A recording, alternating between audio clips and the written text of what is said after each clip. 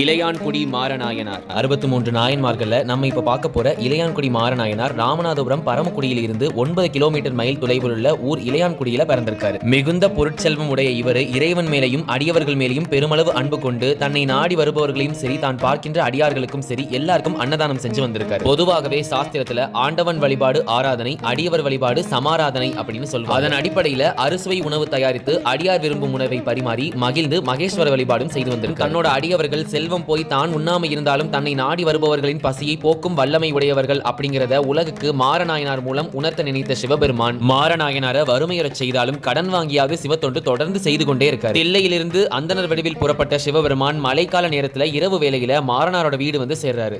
நனைந்தபடியே வந்த அடியவரின் ஈரமேனியை போக்க உதவினார் மாறன். பிறகு அவருக்கு திருவமுது செய்ய என்ன செய்யறதுன்னு யோசிக்க ஏற்கனவே கணவனும் மனைவியும் பட்னியா இருக்காங்க. இப்போ வந்த அடியாருக்கு உணவிற்கு என்ன செய்வது அப்படின்னு தெரியாம இருவரும் யோசித்துட்டு இருக்கும்போது மனைவி கணவரிடம் இன்று நம்மளோட சிறுவைகள்ல சென்னல் விதைச்சோம் இல்லையா, அந்த விதைநெல் இருக்கும் அப்படின்னு ஒரு யோசனை சொல்றாங்க. அப்டும் மலையில் வீட்டிற்கு வந்திருக்கும் சிவனடியாரின் பசியை தீர்ப்பதற்காக சிறுவைகளை நோக்கி போறாரு மாரநாயனார். மழை அதிக அளவுல பெய்ததுனால விதைக்காக போட்டிருந்த அனைத்து நெல்லுமே ஒரு ஓரமாய் வந்து மிதந்துட்டு அதை அப்படியே கைக்குவையெல்லாம் எடுத்துட்டு வந்து தன்னோட மனைவி கிட்ட சமைப்பதற்கு கொடுக்கிறாரு. அப்போது விறகு எல்லாம் நனைந்து போச்சு அப்படின்னு மனைவி சொல்ல வீட்டினுடைய கூரை விறகுகளையே அடுப்பு எரிப்பதற்காக எடுத்து கொடுக்கிறார். பிறகு நனைந்தவாறே வீட்டிற்கு பின்புறமும் சென்று குளிநிரம்பாத குறும்பயிரான கீரையை பறிச்சு வந்து கொடுக்கிறாரு. அதை வாங்கி கொண்ட மனைவி அறுசுவை உணவாக அதை மாற்றி தராங்க. அடியவரை உண்ண அழைக்கவே அந்த சிவனடியாரோ மறைந்து ஒரு மிக பெரும் பிரகாசமான ஜோதி எங்கு தோன்றுகிறது. அந்த ஜோதியில் ஜோதி ஸ்வரூபமாக சிவபெருமான் காட்சியளிக்கிறார். வந்தது தான் அப்படின்னு மாரநாயனாருக்கும் அவருடைய மனைவிக்கும் உணர்த்திய சிவபெருமான் அவர்களை பார்த்து நீயும் நின் துணைவியும் என் பெரும் பதத்தை எய்தி குபேரன் ஏவல் வழி செயல்பட